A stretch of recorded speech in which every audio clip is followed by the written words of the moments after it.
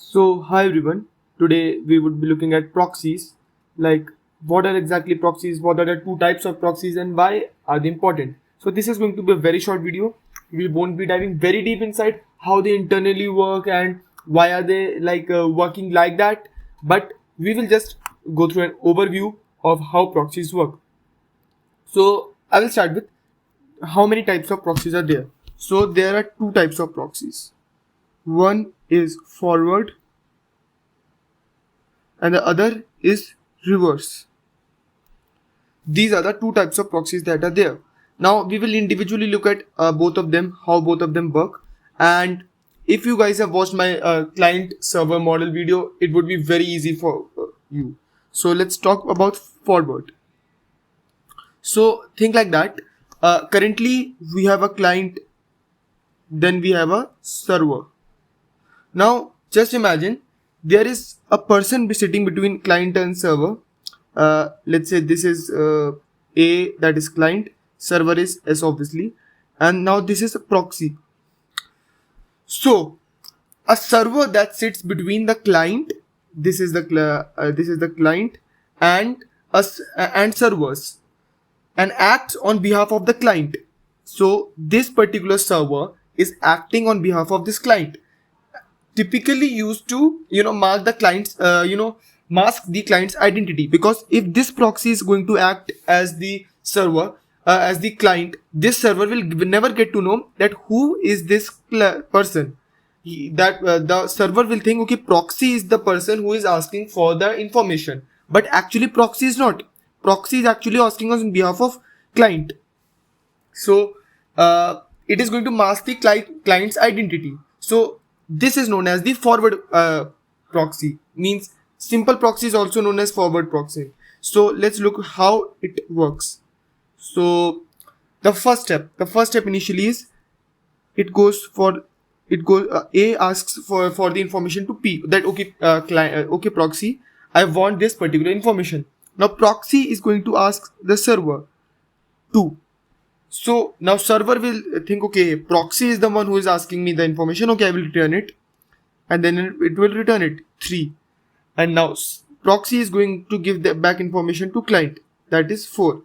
So these are the 4 steps that are involved, 4 steps that are involved in the working of a forward proxy. So I think you guys must have got to know that how exactly proxy is working. It's very simple. And the second type is known as reverse proxy. Okay, I will just take it. Yes. So let's come back here and look at how reverse proxy works. So yes. So similar thing, we have A as the client and we have B as the server, and we have proxy, reverse proxy here. Let that be R. Now the steps are going to be same, but there is going to be slight difference. Here reverse proxy is a server that sits between client and server and acts on the behalf of a server, that is typically used for logging, load balancing and caching.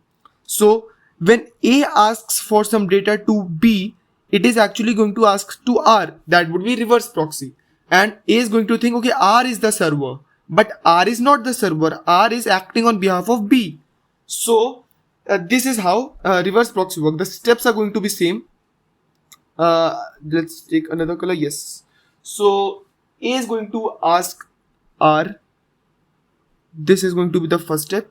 Then A is going to think, okay, a reverse proxy means the R is the server, but actually R is not. R is going to ask B.